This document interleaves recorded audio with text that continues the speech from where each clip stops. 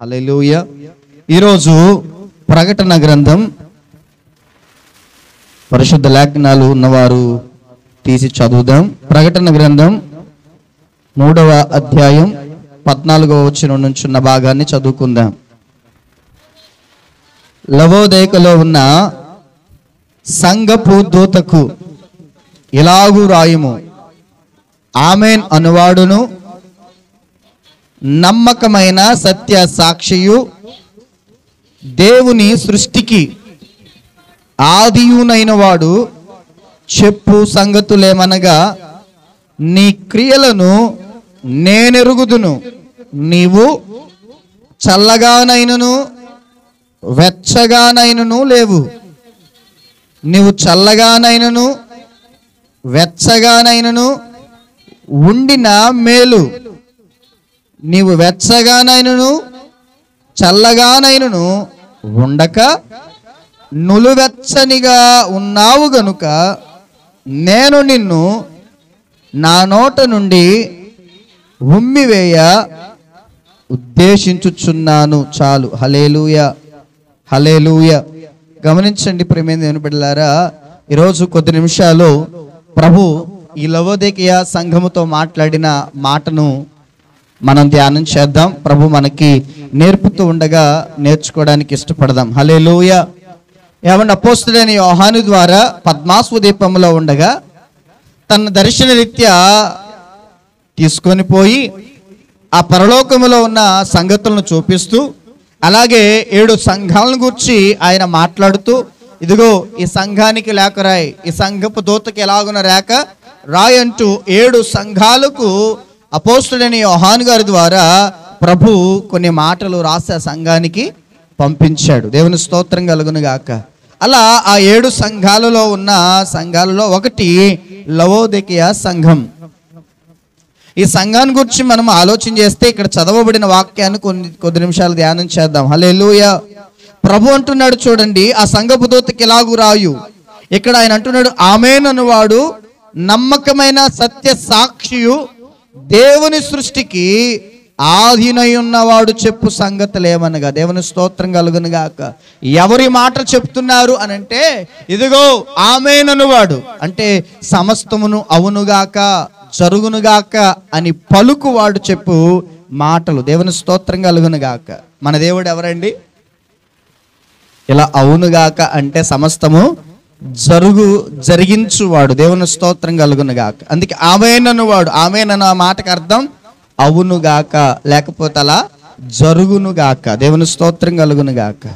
అలాగున ఆమేన్ అన్ని సమస్తమును జరిగించే దేవుడు, సమస్తమును కలుగజేసిన దేవుడు అంటున్నాడు. అలాగే నమ్మకమైన సత్య సాక్షియు దేవుని సృష్టికి ఆదినై ఉన్నవాడు. దేవుని స్తోత్రం కలుగునుగా. ఈ సృష్టి అంతటికి దేవునితో పాటు ఏవండి కుమారుడుగా, ఏవండి సృష్టికర్తగా ఆయన ఉన్నాడు. దేవుని స్తోత్రం. ఆదినై ఉన్నవాడంట.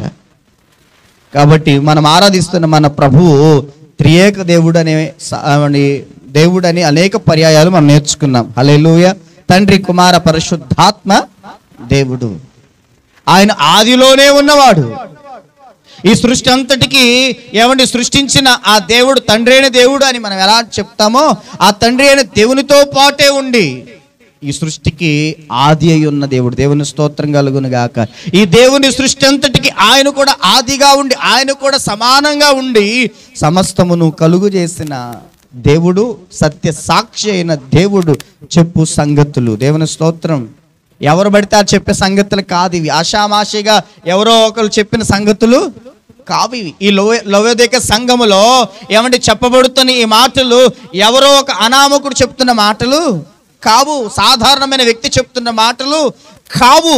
ఇదిగో ఆ దేవాతి దేవుడే, మన ప్రభు అయిన యేసుక్రీస్తు వారే చెప్పుచున్న సంగతులు. ఏంటయ్యా అంటే, నీ క్రియలు నేను ఎరుగుదును. చాలు. దేవుని స్తోత్రం.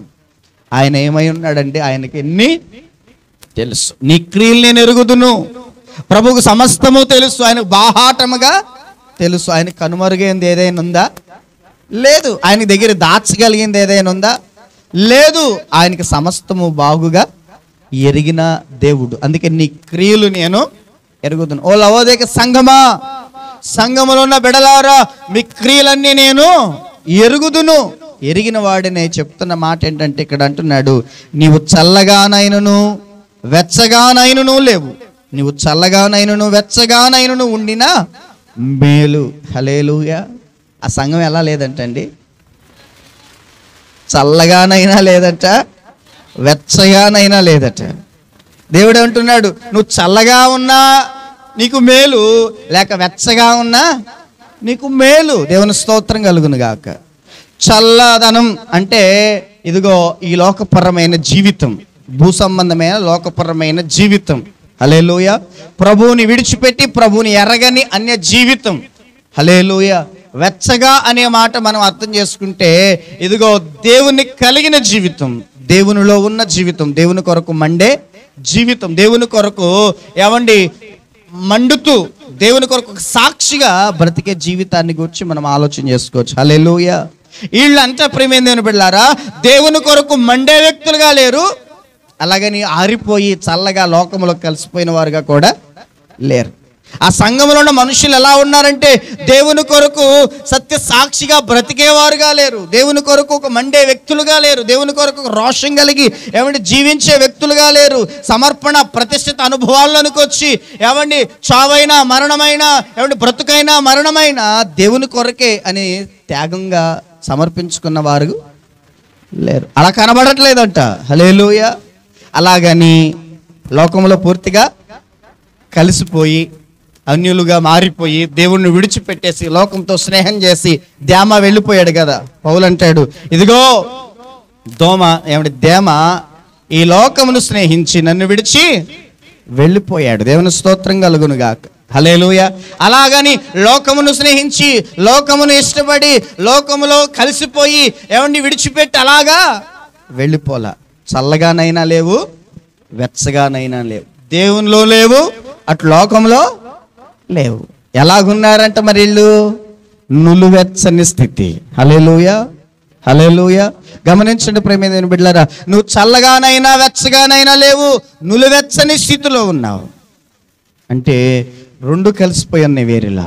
అటు దేవుడు కావాలంటే వీళ్ళకి లోకం కావాలట.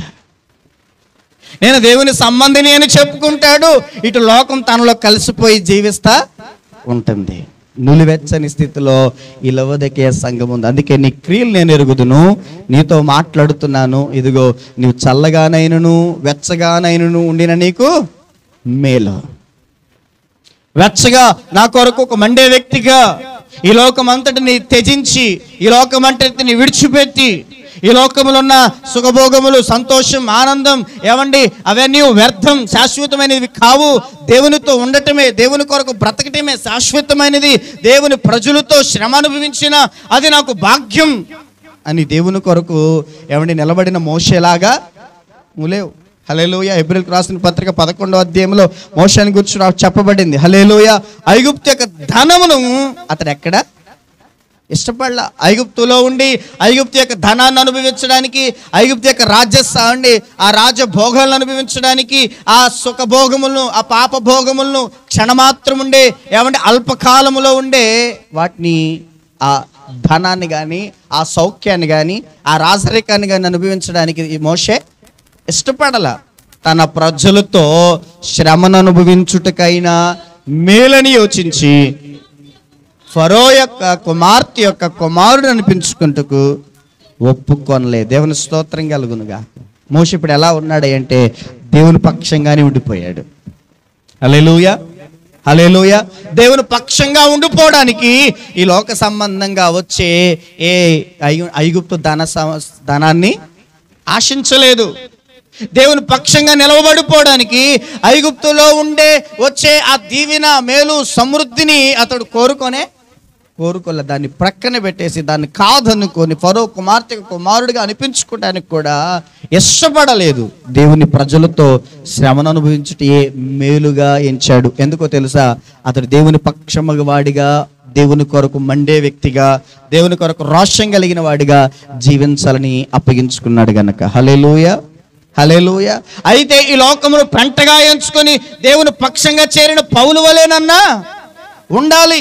ఈ లోక భోగములన్నిటినీ ఏమంటే నష్టంగా ఎంచుకొని దేవునితో దేవుని ప్రజలతో శ్రమను అనుభవించటం మేలని ఏమంటే సమర్పించుకున్న మోషే వలన ఉండాలి.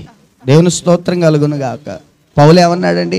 ఈ లోకములు ఏవేవి నాకు లాభకరములై ఉన్నాయో వాటన్నిటినీ నేను నష్టముగా ఎంచుకున్నా. దేవుని స్తోత్రం కలుగును గాక. దేవుని నిమిత్తమై, దేవుని పరిచర్య నిమిత్తమై, దేవుని పిలుపు నిమిత్తమై ఈ లోకములో నాకు లాభాలు బోల్డ్ ఉన్నాయి. హల్లెలూయా.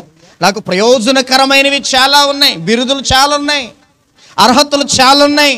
నన్ను నేను గొప్పవాడిగా చూపించుకోవటానికి, నన్ను నేను ఉన్నతమైన స్థాయిలోనికి వెళ్ళటానికి ఈ లోకపరమైన బిరుదులు, అర్హతలు చాలా ఉన్నాయి, లాభాలు చాలా ఉన్నాయి. వాటన్నిటినీ నష్టముగా ఎంచుకుంటుని పెంటతో సమానముగా ఎంచుకున్నాను అన్నాడు. హల్లెలూయా, హల్లెలూయా.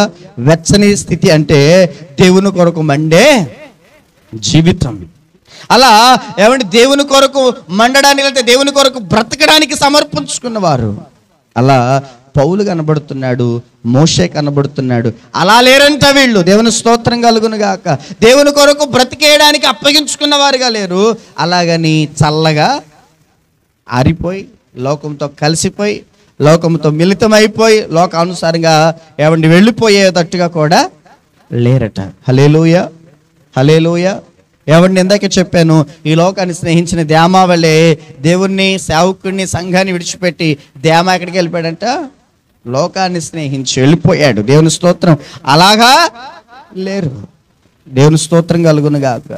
బాలాకు రాజు ఇచ్చే బహుమానాల కోసం ఆశపడి దేవుడు పిలుపును ప్రక్కన పెట్టి, దేవుని ఏర్పాటును ప్రక్కన పెట్టి, దేవుడి యొక్క ఇచ్చిన ఆధిక్యతను ప్రక్కన పెట్టి బాలాకు రాజు చెప్పే ఏమండి ఆ అబద్ధ ప్రవచనాలు, అబద్ధ ఏమంటే మాటలు చెప్పడానికి ఇశ్రాయేలు పక్షముగా నిలవబడిన బిలాము ప్రవక్తల వంటి వారిగా కూడా లేరిళ్ళు. దేవుని స్తోత్రం కలుగును గాక. హల్లెలూయా. రాజుల గ్రంథంలో ఉంటుంది ఏమంటే బిలాము అనే రాజు, బాలాక్ అనే రాజు బిలాము అనే ప్రవక్త, ఇశ్రాయేలుకి ప్రవక్తగా ఉన్నాడు. బిలాము ప్రవక్త. దేవుని స్తోత్రం కలుగును గాక. హల్లెలూయా. ఏమండి అలా దేవుడు ఇశ్రాయేలు పక్షముగా ప్రవక్తగా బిలాముని ఎంచుకుంటే, ఇతడు ఆ బాలాక్ అనే రాజు ఇచ్చే బహుమానాలకు, వెండి బంగారాలకు, ఆస్తులకు ఆశపడి ఇశ్రాయేలు ప్రజల్ని శపించడానికి మారిపోయాడు. దేవుని స్తోత్రం కలుగును గాక. హల్లెలూయా. కాబట్టి బాలాక్ అంటున్నాడు, ఇదిగో ఇశ్రాయేలు ప్రజల్ని శపించు. ఆయన ఇచ్చే బహుమానాలు ఆశించి ఇప్పుడు బిలాము ప్రవక్త ఏం చేస్తున్నాడంట? ఇశ్రాయేలు ప్రజల్ని శపించడానికి వెళ్తే దేవుడు తన నోట శాప వచనం రానివ్వకుండా దీవుని వచనమే పలికిస్తున్నాడు. హల్లెలూయా, హల్లెలూయా. అంటే ఇక్కడ నేనేమని తెలియజేయాలనుకుంటున్నానంటే, కనీసం చల్లగా అయిపోయి లోక సంబంధ వ్యక్తిగా మారిపోయి ఏదో బహుమానాల కొరకు, ఆస్తి అంతస్తుల కొరకు ఆశపడిపోయి లోకంలో వెళ్ళిపోయిన కనీసం బిలాము లాంటి వాడిగానైనా జీవించట్లా, దేమలాగా జీవించట్లా. ఏమండి నయమాన్ ఇస్తానన్న బహుమానాల కొరకు పరిగెట్టాడు కదా గెహాజీ. దేవుని స్తోత్రం. ఎలీషా రాజు ఏమన్నాడు? దైవజనుడు ఎలీషా ఏమన్నాడు? ప్రవక్త, అవేవియో నాకొద్దు, నువ్వు దేవుని చేత స్వస్థత నొందావు, శుద్ధి చేయబడ్డావు, వెళ్ళిపో చాలు. దేవుని స్తోత్రం కలుగును గాక. నీవిచ్చి నాకేదియో అక్కరలేదు అన్నాడు. దేవుని స్తోత్రం. కానీ ఆ నయమాను ఇస్తానన్న బహుమానాల కోసం ఏమండి దైవజనుడైన ప్రవక్త ఎలీషా మాటలను ధిక్కరించి అవే కావాలనుకుని వాటి వెనక పరిగెట్టిన గెహాజీ. హల్లెలూయా, హల్లెలూయా. కనీసం అలాగైనా లోకంలో ఉన్న వాటిని ఆశించి అలాగా వెళ్ళిపోతున్నారా అంటే అలాగా వెళ్ళట్లా. దేవుని స్తోత్రం కలుగును గాక. అటు లోకంతో కలిసిపోయి లోకంలో కొట్టుకుపోయే వ్యక్తులుగాను ఉండట్లేదు, ఇటు దేవునితో ఉండి దేవుని కొరకు మండే వ్యక్తులుగా ఉండట్లేదు, మధ్యలో ఉంటున్నారు. నులివెచ్చని స్థితిలో ఉన్నారంట లవోదికయలో ఉన్న సంఘ బిడ్డలు. హల్లెలూయా. అంటే అర్థం ఏంటి? ఇటు దేవుడు సగం, ఇటు లోకం సగం కావాలి. దేవుని స్తోత్రం కలుగును గాక. ఏమండి వీళ్ళు దేవుని సంబంధమైన కొన్ని కార్యక్రమాలు కావాలి, లోక సంబంధమైన కొన్ని కార్యక్రమాలు కావాలి. రెండింటిని మెయింటెనెన్స్ చేస్తామండి. మాకు తెలివి చాలా ఉంది, జ్ఞానం చాలా ఉంది, రెండింటిని సమపాళ్ళలో మెయింటైన్ చేయగలిగిన టాలెంట్ ఉంది అని చెప్పేసి ఏం చేస్తున్నారంట? ప్రియమైన బిడ్డలారా, నులువెచ్చని స్థితిలో ఉన్నారంట. హల్లెలూయా. ఈరోజు ఒకసారి ఆలోచించండి.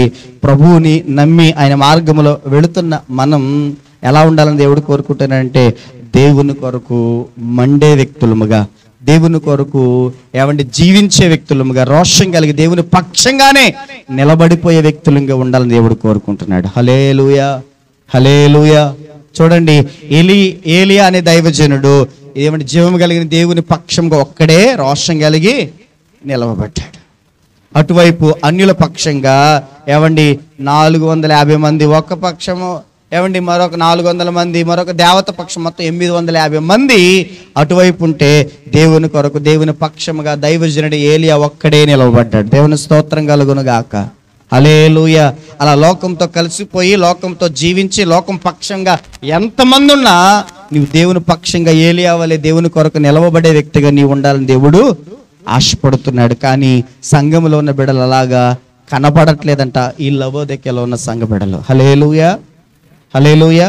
రోషం కలిగి జీవము కలిగిన దేవుని పక్షముగా నేనుంటాను, మీరు ఇదిగో మీ దేవతల పక్షంగా మీరు ఉండండి, నా జీవము కలిగిన దేవుని పక్షంగా నేనుండి నేను ప్రార్థన చేస్తాను, మీ దేవతల పక్షంగా మీరుండి మీరు ప్రార్థన చేయండి అని ఆ యొక్క దేవతల ప్రవక్తలను నిలబెట్టాడు. ఇటు ఏలియా ఒక్కడే నిలబడ్డాడు, అటు 850 మంది ప్రవక్తలు ఆ దేవతల పక్షంగా నిలబడ్డారు. అతను ఇచ్చిన సవాల్ ఏంటో తెలుసా? ఆ సమయాన ప్రియమైన బిడ్డలారా, ఇదిగో బలిపీఠం ఒకటి కట్టి ఆ బలిపీఠం మీద వధించిన ఒక దూడ పెట్టాలి. దేవుని స్తోత్రం కలుగును గాక. ఆ వధించబడినది ఆ కట్టెల మీద ఉన్నప్పుడు మీరు ప్రార్థించండి, మీ దేవతలకు, మీ దేవుళ్ళకు మీరు ప్రార్థించినప్పుడు అది ఆకాశం అగ్ని దిగివచ్చి ఆ దహన బలి కొరకు సిద్ధపరచబడిన ఆ బలిని ఏం చేయాలి? కాల్చివేయాలి. దేవుని స్తోత్రం కలుగును గాక. ఆ తర్వాత నా జీవం కలిగిన దేవుని పక్షముగా నేను నిలబడతా, నేను ప్రార్థన చేస్తా, ఆకాశం నుంచి అగ్ని వచ్చి దిగి వచ్చి అదిగో ఆ బలిపీఠం మీద ఉన్న పశువును దహించివేయాలి. మీరు ప్రార్థించినప్పుడు ఆ కార్యం జరిగితే ఇదిగో మీ దేవుడు గొప్పవాడు అని నేను ఒప్పుకుంటా. అలా జరగని పక్షంగా నేను ప్రార్థించగా ఈ కార్యం జరిగితే జీవము కలిగిన దేవుడు యెహోవాయే దేవుడని మీరు ఒప్పుకోవాలి అని రోషం కలిగి ఇదిగో ఒక పక్షంగానే నిలబడ్డ ఏలియా ఉన్నాడు. దేవుని స్తోత్రం కలుగును గాక. అలాంటి సందర్భంలో ఆ 850 మంది ప్రవక్తలు ప్రార్థనలు చేస్తున్నారు, కేకలేస్తున్నారు. హల్లెలూయా. చూడండి ఆ మాట ఒకసారి రాజుల మొదటి గ్రంథములో బాలాకు బిలాము సంఖ్యాకాండంలో ఉన్న సందర్భం. క్షమించాలి, ఇందుకు రాజుల గ్రంథం అన్నాను, క్షమించాలి. హల్లెలూయా. ఇప్పుడు ఇక్కడ ఎలీషా గురించి ఒకసారి చూద్దాం. దేవుని పక్షంగా రోషం కలిగి మండుతూ నిలవబడిన వానిగా ఏలియాని మనం చూస్తున్నాం. మొదటి రాజుల గ్రంథంలో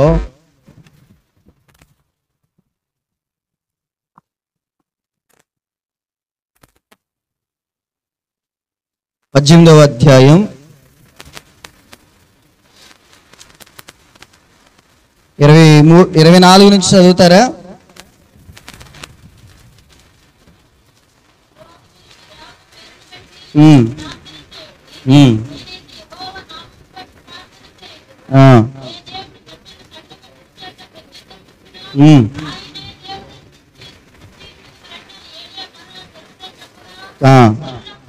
జనులందరూ ఆ మాట మంచిదని ప్రత్యుత్తరమిచ్చిరి.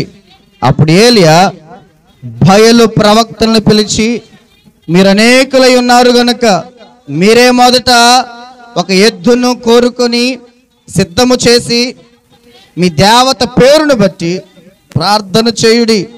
అయితే మీరు అగ్ని ఏమియు క్రింద వేయవద్దని చెప్పగా వారు తమకు ఇయ్యబడిన ఎద్దును తీసుకొని సిద్ధము చేసి ఉదయం మొదలుకొని మధ్యాహ్నం వరకు బయలా మా ప్రార్థన వినుమని బయలు పేరును బట్టి ప్రార్థన చేసిరి. గాని ఒక మాట అయినను ప్రత్యుత్తరమిచ్చువాడు ఎవడునూ లేకపోగా వారు తాము చేసిన బలిపీఠమునొద్ద గంతులు వేయ మొదలు పెట్టిరి.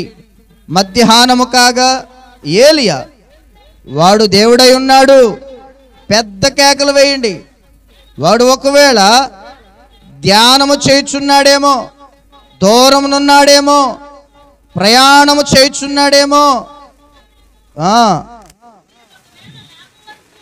మీరు ఒకవేళ లేపవలసి ఉన్నదేమో అని అపహాస్యము చేయక వారు మరీ గట్టిగా కేకలు వేయచ్చు, రక్తము కారు మట్టుకు తమ మర్యాద చొప్పున కత్తులతో శస్త్రములతోనూ తమ దేహములను కోసుకొనుచునుండిరి. ఈ ప్రకారము మధ్యాహ్నమైన తరువాత అస్తమయ నైవేద్యము అర్పించు సమయం వరకు వారు ప్రకటనలు చేయుచు వచ్చిరు గాని మాటైనను ప్రత్యుత్తరమిచ్చువాడైనను లక్ష్యము చేసిన వాడైనను లేకపోయెను. అప్పుడు ఏలియా నా దగ్గరికి రండని జనులందరితో చెప్పగా జనులందరూ అతని దగ్గరికి వచ్చిరి. అతడు క్రింద పడద్రోయబడి ఉన్న యెహోవా బలిపీఠమును బాగు చేసి యెహోవా వాక్కు ప్రత్యక్షమై నీ నామము ఇశ్రాయేలునగుని వాగ్దానము నొందిన యాకోబు సంతతి గోత్రముల లెక్క చొప్పున 12 రాళ్లను తీసుకొని ఆ రాళ్ల చేత యెహోవా నామమున ఒక బలిపీఠము కట్టించి దాని చుట్టూ 2 మానికల గింజలు పట్టునంత లోతుగా కందకం ఒకటి త్రవ్వించి కట్టెలను క్రమముగా పేర్చి ఎద్దును తొనకలుగా కోసి ఆ కట్టెల మీద ఉంచి జనులు చూచుచుండగా మీరు 4 తొట్ల నిండా నీళ్లు నింపి దహన బలి పశువు మాంసం మీదను కట్టెల మీదను పోయిడని చెప్పెను. అదైన తరువాత 2వ మారు ఆ ప్రకారమే చేయడని అతడు చెప్పగా 2వ మారు అలాగు చేసిరి.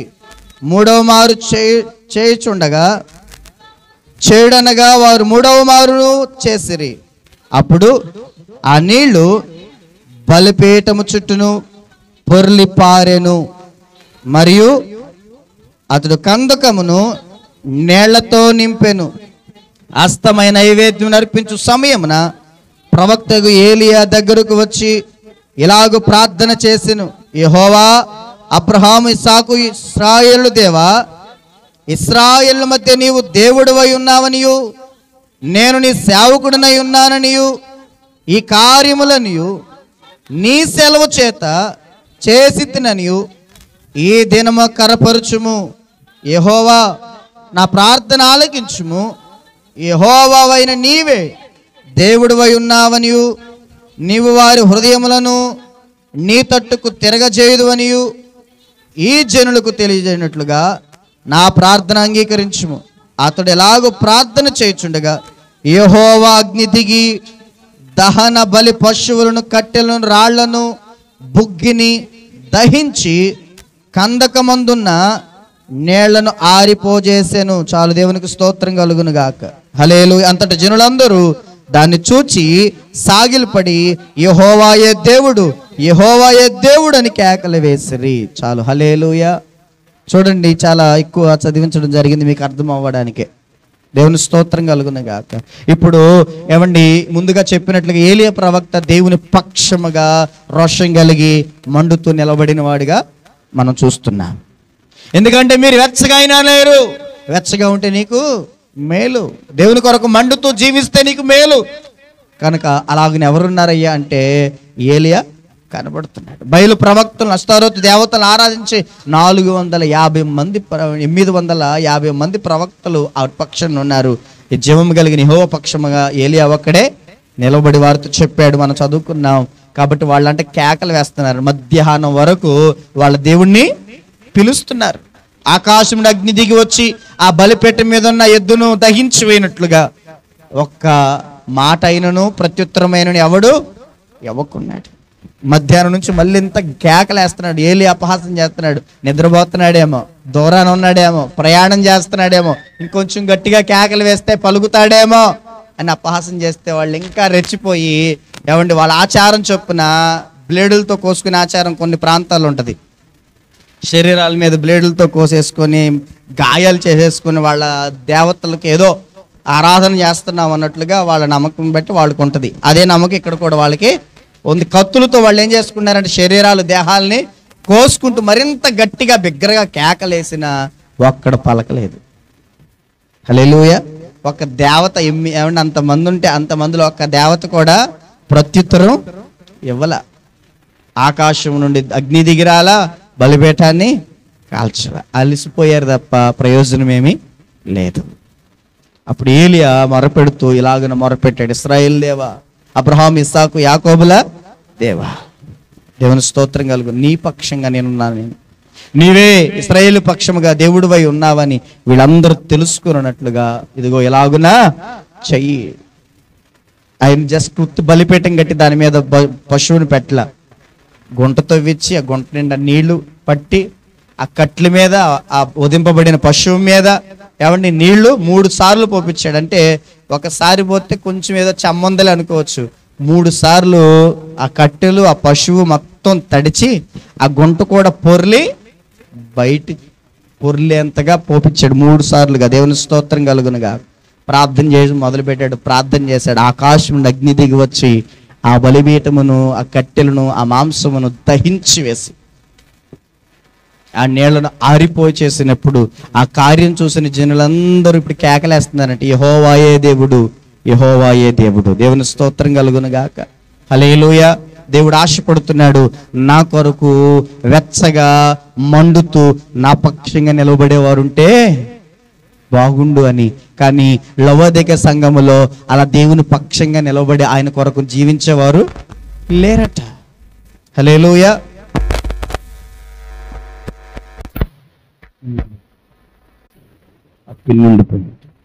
హల్లెలూయా.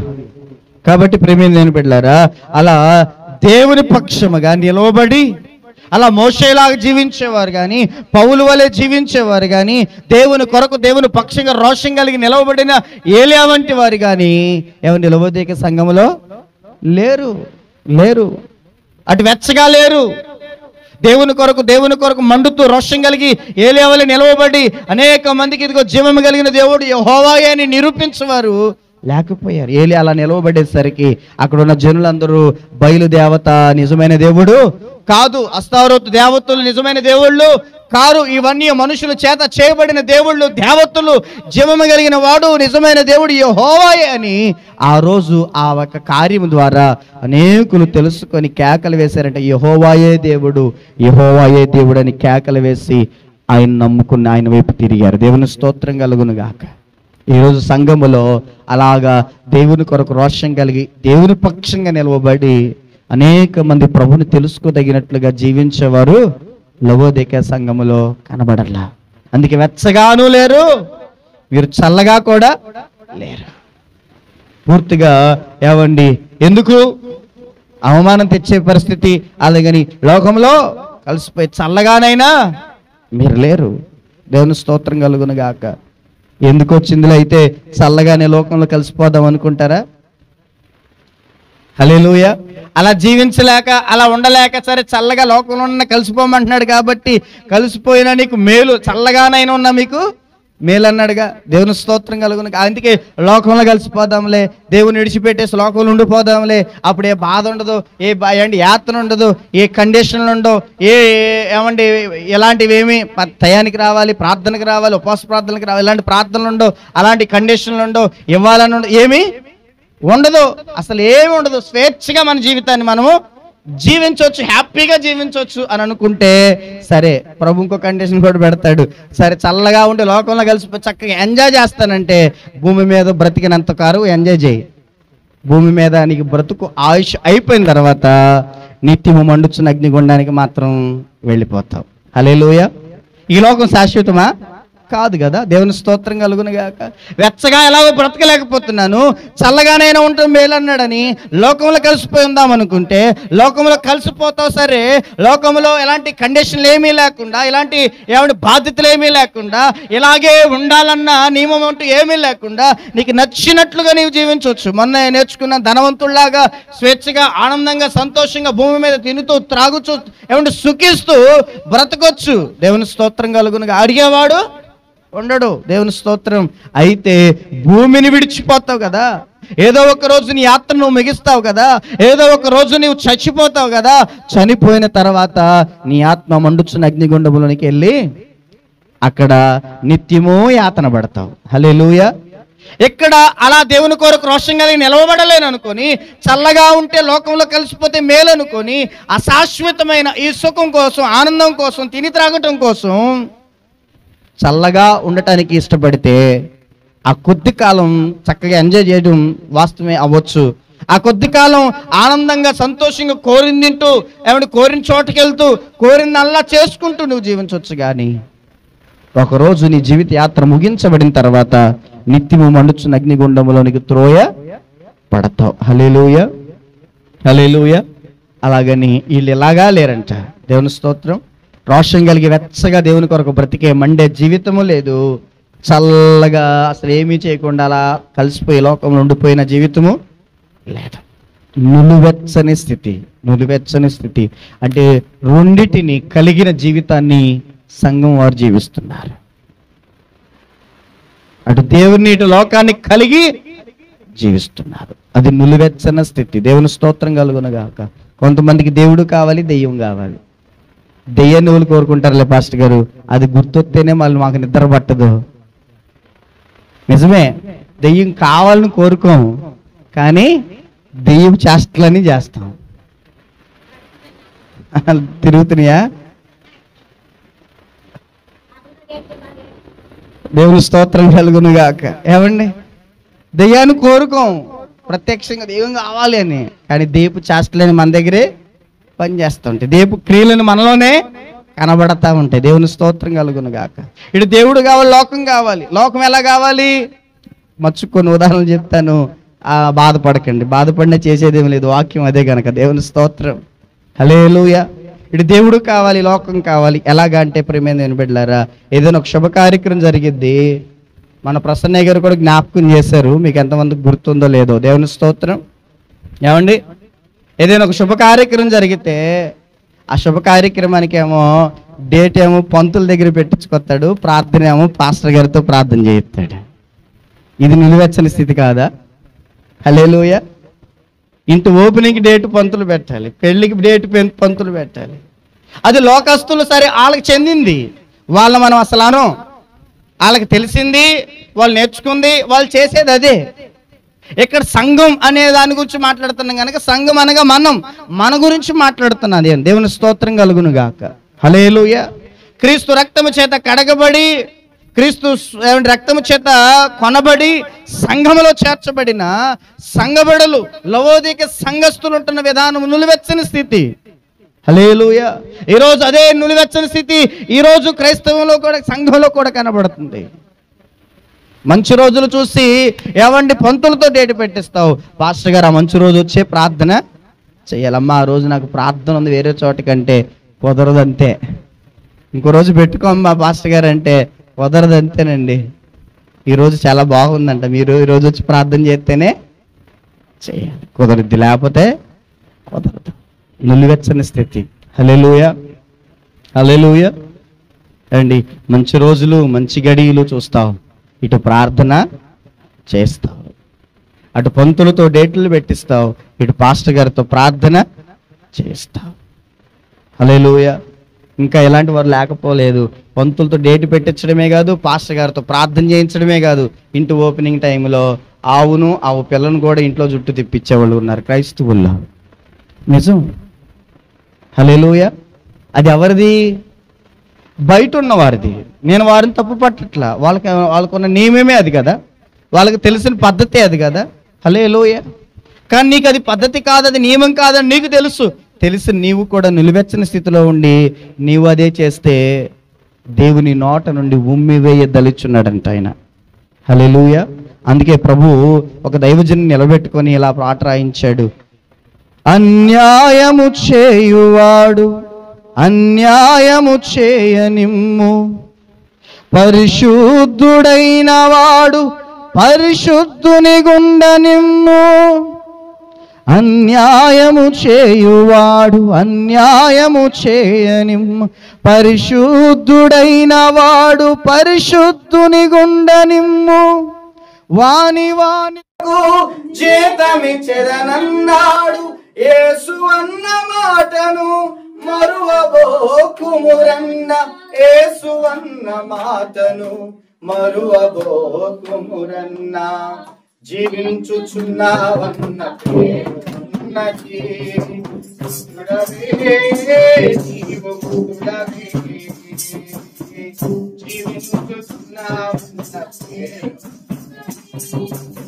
తుడవే నీవు తుడవే చల్లగా నగినవు చల్లగా మెత్తని స్థితియే సోదరా చల్లగా నగినవు చల్లగా నగినవు మెత్తని స్థితియే సోదరి నానోటి నుండి ఉండివేయ తలచి ఉన్నారు నానోటి నుండి ఉండివేయ తలచి ఉన్నారు యేసు అన్న మాటను మరువబోకుమురన్న యేసు అన్న మాటను మరువబోకుమురన్న జీవించుచున్నావన్న పేరున్నది తుడవే నీవు తుడవే.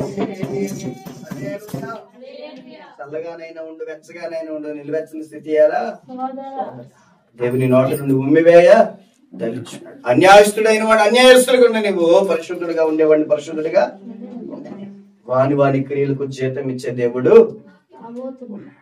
రాబోతున్నాడు. రాజుల రాజుగా ప్రభువుగా ఆయన రెండవ రాకడు రాబోతుంది. నా యొద్ద జీతం ఉంది, నేను సిద్ధపరిచా. ఎవరికి ఇవ్వాల్సింది వానికి ఇవ్వడానికి నా దగ్గర జీతం సిద్ధపరచబడి ఉంది అన్నాడు. హల్లెలూయా హల్లెలూయా. ఒకసారి గమనించండి, ఈ రోజు సంఘాలు ఈ రోజు సంఘం ఏమైపోయిందంటే లవదిక సంఘం వల్లే నులివెచ్చని క్రైస్తవులుగా మారిపోయిన వాళ్ళని నామకార్థమైన క్రైస్తవులు. సరైన భక్తి విధానం, ఆధ్యాత్మిక సంబంధమైన లోతైన అనుభవాలు లేవు. రెండిటితో కలిపి పొత్తు కలుపుకొని పోతున్నారు. హల్లెలూయా హల్లెలూయా.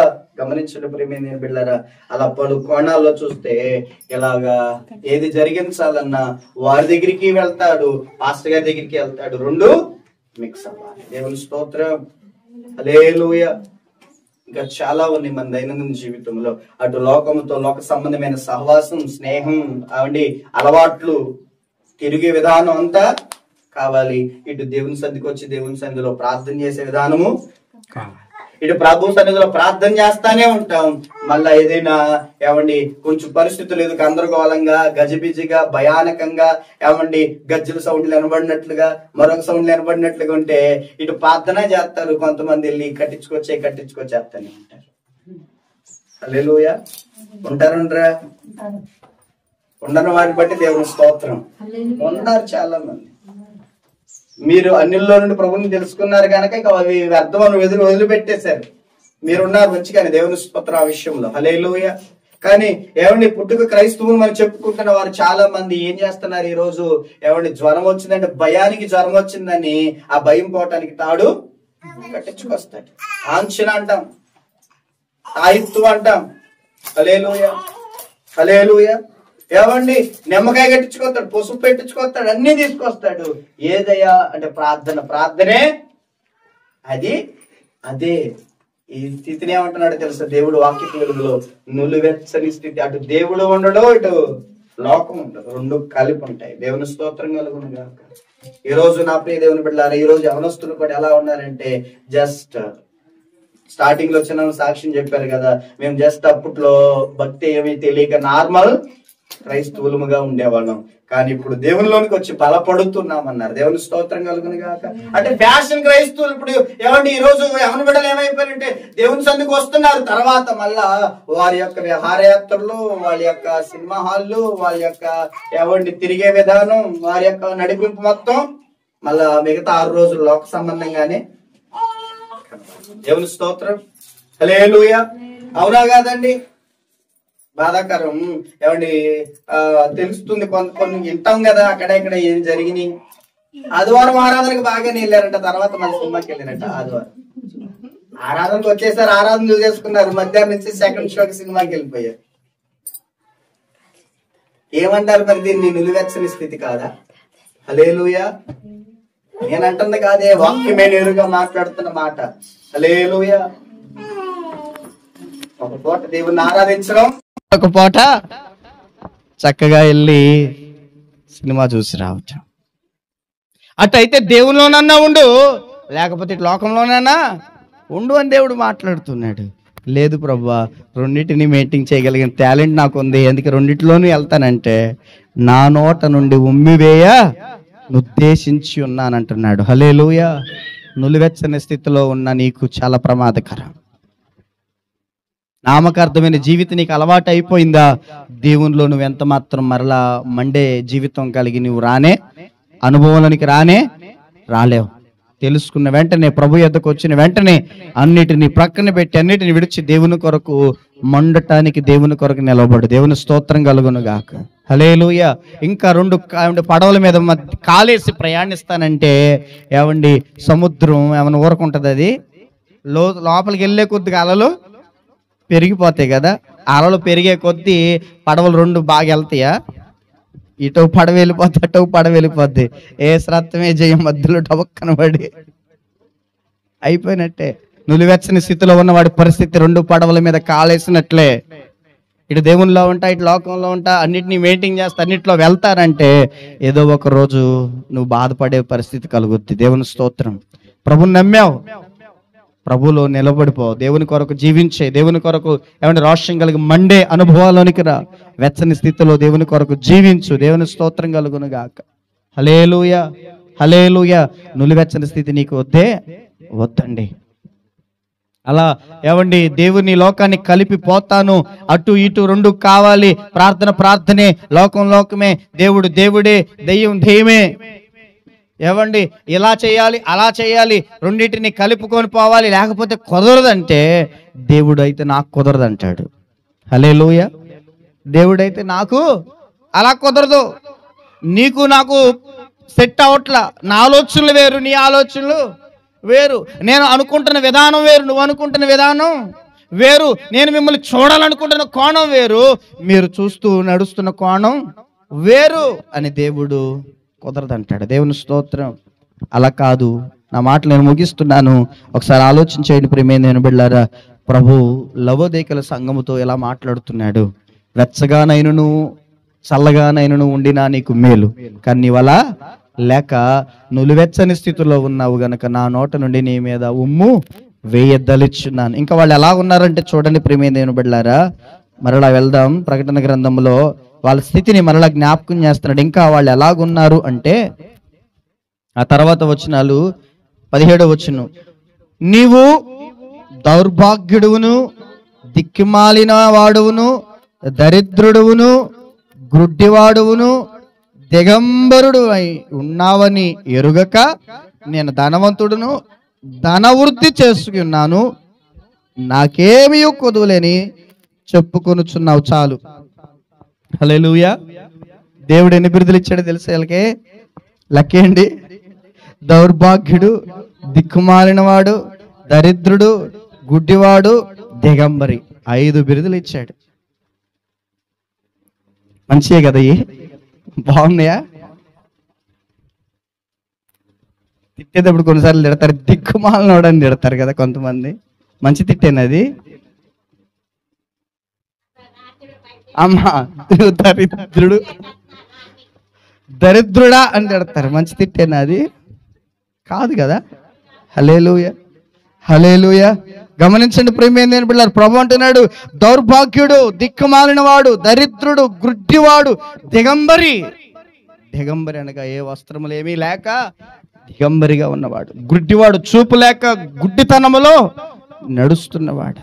ఇదిగో ఈ సంఘం దేవుని దృష్టికి ఎలా ఉందంటే, ఇదిగో దౌర్భాగ్యమైన జీవితాన్ని, దిక్కుమాలిన జీవితాన్ని, దారిద్రతలు ఉందిన జీవితాన్ని, ఏమండి గుడ్డివారిగా, దిగంబరులుగా దేవుని దృష్టికి కనబడుతున్నారంట. కానీ వాళ్ళు ఎలా అనుకుంటున్నారంట, నేను ధనవంతుడును, ధనావృద్ధి చేసుకున్నవాడును, నాకేమి కొదువలేదని చెప్పుకుంటున్నారట. దేవుని స్తోత్రం కలుగునుగాక. హల్లెలూయా. వీళ్ళ దృష్టికి వీళ్ళు ధనవంతులే, ఆస్తులన్నీ అంతస్తులన్నీ బాగా ఉన్నాయి. ఇప్పుడు ఈ ఆస్తులు అంతస్తులు ఉండటం వల్ల మేము దేవునిలో ఉన్నా, అందుకే దేవుడు నన్ను ఆశీర్వదించాడు అనుకుంటున్నారు. కానీ దేవుని దృష్టికి వీళ్ళ ఆస్తులు, వీళ్ళ అంతస్తులు, వీళ్ళ ధన సమృద్ధి అంతా ఎలా కనబడుతుంది? దరిద్రులుగా, దిక్కుమాలారు వారిగా కనబడుతుంది. హల్లెలూయా. చూడండి, దేవుని దృష్టికి మనం ఎలా కనబడుతున్నాం అనేది ముఖ్యం. సంపన్నులు అయి ఉండొచ్చు, ఆస్తిపరులు అయి ఉండొచ్చు, ఏమండి మన గ్రామానికి మనకు మించిన వారు ఉండొచ్చు, లేకపోతే మన రాష్ట్రంలోనే అసలు మనకంటే మించిన వారు లేకపోకపోవచ్చు. కానీ అది నీ దృష్టికి నీకు కనబడుతున్న దానికి. కానీ దేవునికి ఎలా కనబడుతున్నావు?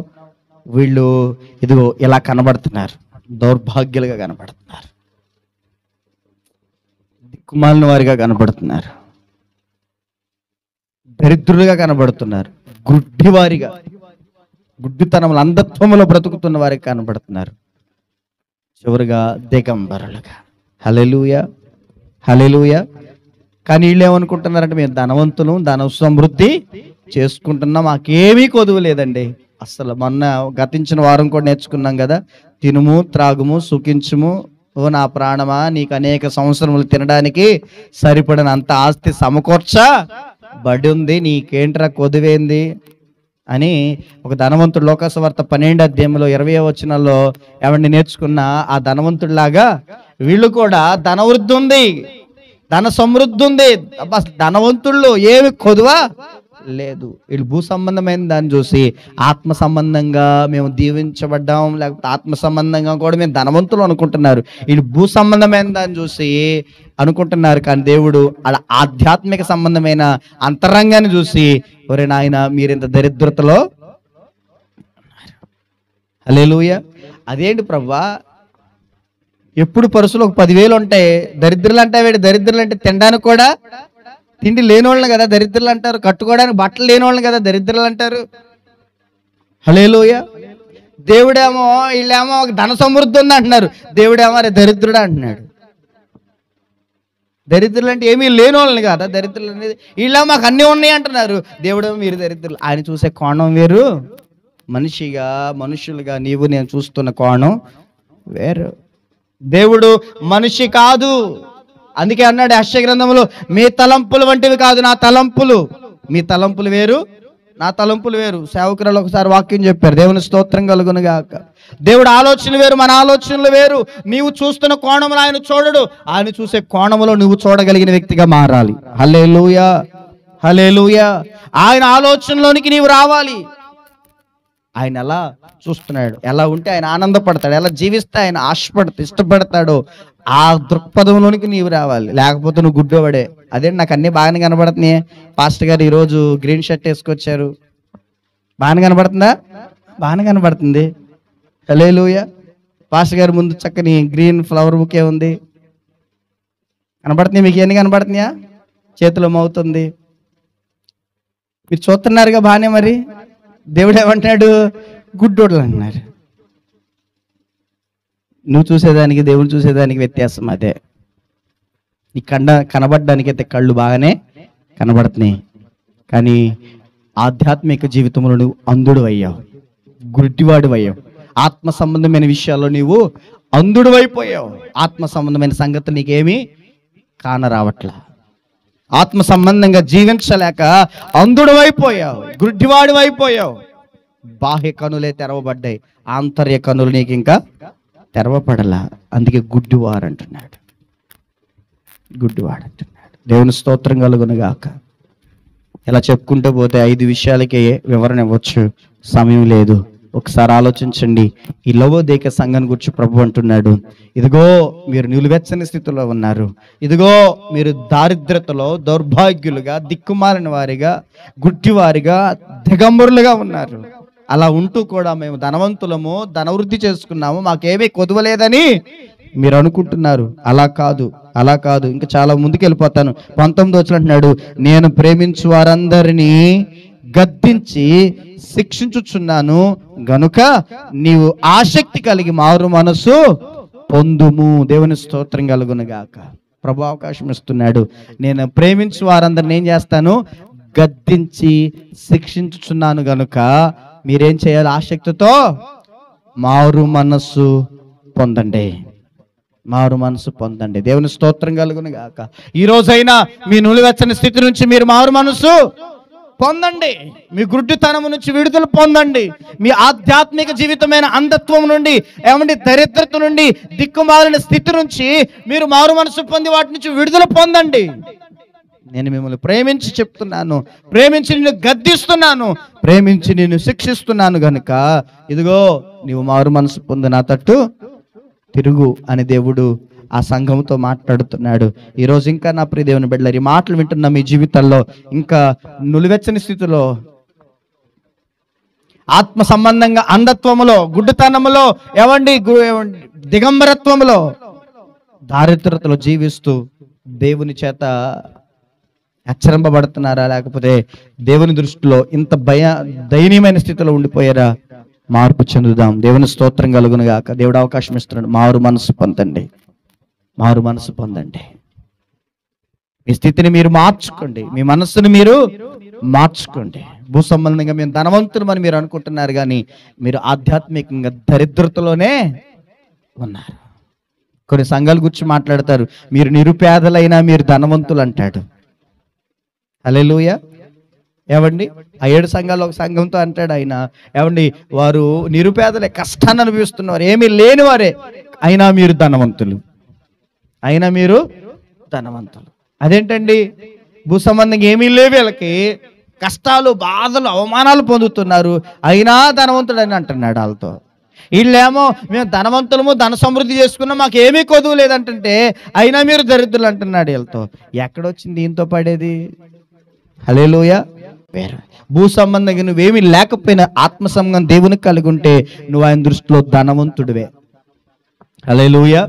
నువ్వు భూ సంబంధంగా అన్ని ధన సమృద్ధి చేసుకున్నాను, ధనవంతుడుగా ఉన్నాను, ఏమి కొదువు లేదు, అబ్బబ్బబ్బా నా జీవితం మామూలు కాదు అన్నట్లుగా నీవు అనుకున్నా, నువ్వు ఆధ్యాత్మికంగా ఏమీ లేకుండా శూన్యంగా ఉంటే దేవుని దృష్టిలో నీవు దరిద్రుడివే. హల్లెలూయా. అర్థమవుతుందనా ప్రియ దేవుని బిడ్డలారా? ఒకసారి ఆలోచించేయండి. ఈరోజు దేవుని మాటలు వింటున్నాను. నా జీవితంలో మీరు ఎత్తుకుంటున్నట్టున్నారు. స్మరణ సంఘం 2వ సంఘంతో ఆయన అంటాడు, ఇదిగో ఆయన ఏమంటున్నాడంటే, నీ శ్రమను, నీ దరిద్రతను, 2వ అధ్యాయం 9వ వచనంలో, నీ శ్రమను దరిద్రతను నేను ఎరుగుదును, అయినను నీవు ధనవంతుడివే. దేవుని స్తోత్రం కలుగును గాక. శ్రమ దరిద్రతలో ఉన్నారు వీళ్ళు, అయినా దేవుడు ఏమంటున్నాడు? ధనవంతుడివే అంటున్నాడు. వీళ్ళు ఎక్కడేమో లవోదిక సంఘంలో ఉన్న వాళ్ళేమో మేము ధనవంతులము, ధన సమృద్ధి చేసుకున్నాం, మాకు ఏమీ కొదువ లేదంటున్నారు. ఆయన ఏమంటున్నాడు? మీరు దరిద్రులు అంటున్నాడు. అంటే ఆయన అక్కడ స్మరణ సంఘములో వారు నిజంగా భూ సంబంధంగా దరిద్రత, శ్రమలో ఉన్నారు, దరిద్రతలో ఉన్నారు, కానీ దేవుడు వాళ్ళని ఎలా చూస్తున్నాడు? ధనవంతులుగా చూస్తున్నాడు. ఎందుకు? వాళ్ళు ఆధ్యాత్మిక సంబంధంగా ధనవంతులుగా దేవుని దృష్టిలో కనబడుతున్నారు. వీళ్ళు ఇక్కడ భౌతిక సంబంధంగా ధనవంతులుగానే ఉన్నారు, కానీ ఆత్మ సంబంధంగా దేవుని కొరకు జీవించే విషయంలో దరిద్రతలోనే వారు ఉన్నారు. అందుకే మారు మనసు పొందుటకు దేవుడు అవకాశం ఇస్తున్నాడు. నేను ప్రేమించే వారందరిని ఏం చేస్తాను? గద్దించి శిక్షిస్తా. ఓ నా సంగమా, నేను నిన్ను ప్రేమిస్తున్నాను, అందుకే గద్దిస్తున్నాను, శిక్షిస్తున్నాను. ఈ శిక్షకు నువ్వు లోబడి మారు మనసు పొందు. ఈ గద్దింపు మాటలకు నువ్వు లోబడి మారు మనసు పొందు. అప్పుడు నీతో నేను, నాతో నీవు ఉండి కలిసి భోజనం చేస్తాం. చాలా విషయాలు ఉంటాయి అక్కడ, నేను వివరించును, మాటలు ముగిస్తున్నాను. హల్లెలూయా. నువ్వు అలా మారు మనసు పొంది దేవుని తట్టు తిరిగితే నీ దగ్గరికి వస్తాడు ఆయన, నీతో ఉంటాడు ఆయన, నీ గృహంలో ఉంటాడు ఆయన. అప్పుడు నీ క్షేమం, సంతోషం, సమాధానం, ఆధ్యాత్మికంగా భౌతికంగా అన్ని రకాలుగా దేవుడు నిన్ను ఆయన కృపతో నింపుతాడు. హల్లెలూయా. హల్లెలూయా. ఈ వాక్యపు వెలుగులో ఒక్కసారి ఆలోచించేయండి. నీవు చల్లగా ఉన్నావా, వెచ్చగా ఉన్నావా, లేక నులివెచ్చని స్థితిలో ఉన్నావా? ఆయన చల్లగా ఉండటం కోరుకోవట్లా, నులివెచ్చని స్థితి కోరుకోవట్లా. దేవుని కొరకు మండే, దేవుని కొరకు వెచ్చగా రోషం కలిగి బ్రతికే జీవితాన్ని దేవుడు ఆశపడుతున్నాడు. అలా జీవించు, అలా జీవించు. భౌతిక సంబంధంగా నువ్వేదో కలిగి ఉండటాన్ని బట్టి దేవుడు అది నిన్ను ఐశ్వర్యంగా భావించట్లా. ఆత్మ సంబంధంగా నువ్వు కలిగి జీవించే జీవితాన్ని ఐశ్వర్యంగా, ధనంగా ఆయన దాన్ని చూస్తూ ఉన్నాడు. ఎలాంటి పరిస్థితుల్లో నీవు మారు మనసు పొంది దేవుని తట్టు తిరుగు, దేవునితో ఉండు, దేవుడిచ్చే కృపను పొందుకొని అన్ని కోణాలలో దేవుని చేత దీవించబడదుము గాక. దేవుని చేత బలా నమ్మకమైన మంచి బిడలముగా దాసులముగా పిలిపించబడుదుముగాక. ఆనిచ్చు బహుమానాలను స్వతంత్రించుకుందుముగాక. ఈ లవోదీక సంఘములో ఉన్న మాటలను ప్రభు ఈరోజు నీకు నాకు అందించిన మాటల వెలుగులలో మనం ఎలాగున్నామో సరి చేసుకుందాం, ప్రభుకు అప్పగించుకుందాం. తల్ల వంచండి, చిన్న ప్రార్థన. ప్రేమ కలిగిన మా దేవా, కృప కలిగిన యేసయ్యా, మీకు వందనాలు. ఈరోజు మాతో మీరు మాట్లాడిన మాటలను బట్టి వందనాలు. సమస్తమును పెంటగా ఎంచుకొని నీ కొరకు బ్రతికిన పౌలు వలె మమ్మల్ని మార్చండి. ఐగుప్తు తన సంపద అంతటిని వద్దనుకొని నీ ప్రజలతో శ్రమను అనుభవించుటే నాకు మేలనుకున్న మోషే వలె వెచ్చని మండే జీవితాన్ని మాకు దయచేయండి. ఏలే వలె రోషం కలిగి నీ పక్షంగా నిలవబడి ఈ లోకములో ఉన్న వాటితో పోరాడి నీవే జీవము కలిగిన దేవుడు, నీవు తప్ప వేరొక దేవుడు లేడని రోషము కలిగి నిలవబడి నిరూపించగలిగిన ఆధ్యాత్మిక స్థాయిని మాకు కలిగించండి. అలా వెచ్చని స్థితిలో నీ కొరకు బ్రతికే జీవితాలు మాకు కలుగు చేయండి. ఆరిపోయినట్లు చల్లబడిపోయిన జీవితాలు కూడా మాకొద్దు. నులివెచ్చని నామకార్థమైన జీవితం కూడా మాకొద్దు నాయన. నీ కొరకు మండే జీవితం, నీ కొరకు జీవించే బ్రతుకులు మాకు కలుగు చేయండి. అలాగే భూ సంబంధంగా మేము కలిగి ఉన్న వాటిని బట్టి ఐశ్వర్యవంతులుగా భావిస్తున్నాము, కానీ ఆత్మ సంబంధంగా మేము ఎలా ఉన్నాము అని పరీక్ష చేసుకోలేకపోతున్నాం. నీ దృష్టిలో భూ సంబంధమైన వాటిని కలిగి ఉండటం మాత్రమే నీ దృష్టిలో ధనవంతులము కాలేము. ఇదిగో వారిని గురించి మీరు మాట్లాడుతున్న దౌర్భాగ్యులు, దిక్కుమాలిన వారు, దరిద్రులు, గుడ్డివారు, దిగంబరులుగా ఉన్న మీరు ఇదిగో మేము ధనవంతులము, ధనవృద్ధి చేసుకున్నాము, మాకేమి కొదువు లేదని మీరు అనుకుంటున్నారు అంటూ వారు హెచ్చరిస్తున్నారయ్యా. అలా మేము ఆత్మ సంబంధంగా అసలు ఎలా ఉన్నామో లేమో గ్రహించలేని స్థితిలో ఉన్నామేమో. ఆత్మ సంబంధమైన ధనవంతులంగా మేము మార్చబడుదుముగాక. నీవు చూసే కోణములోనికి మేము వచ్చుదుముగాక. మీరు నడిపింపుకు మేము అప్పగించుకొని నీ కొరకు బ్రతకడానికి సహాయం చేయండి. ఈ మాటలు విన్నవారు ఇంకెవరైనా అయ్యా మేము అందరం మా మనస్సులు ఇంకా మార్చుకొని నీ తట్టు తిరిగి మీతో కలిసి జీవించే భాగ్యాన్ని మాకు అనుగ్రహించమని, ఈ మాటలు మా అందరి హృదయంలో ఫలింపచేయమని యేసుక్రీస్తు నామమున ప్రార్థించి అడిగి వేడుకుంటున్నాం మా పరమ తండ్రి. ఆమేన్. అందరికీ వందనాలు.